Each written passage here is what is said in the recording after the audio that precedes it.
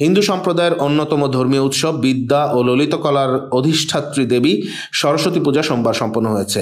ঢাক, ঢোল, কাঁসা, শঙ্খ ও উলুধ্বনিতে মুখরিত হয়ে উঠেছে চাঁদপুর জেলার বিভিন্ন পূজা মণ্ডপ। শাস্ত্রমতে প্রতি বছরের মতো এবছরও মাঘ মাসের শুক্লপক্ষের পঞ্চমী তিথিতে শ্বেত শুভ্র কল্যাণময়ী বিদ্যাদেবীর বন্দনা করা হয়। দেবীর এক হাতে বেদ, অন্য হাতে বীণা, এই জন্য তাকে বীণাপাণিও বলা হয়।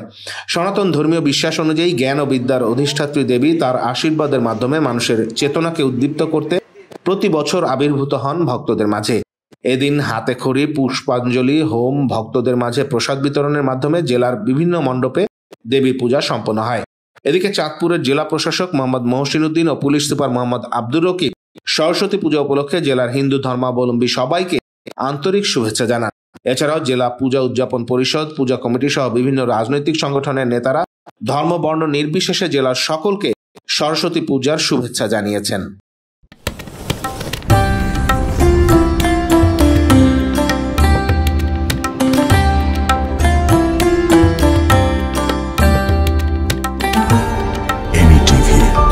স্বাধীন বাংলার স্বাধীন কণ্ঠ।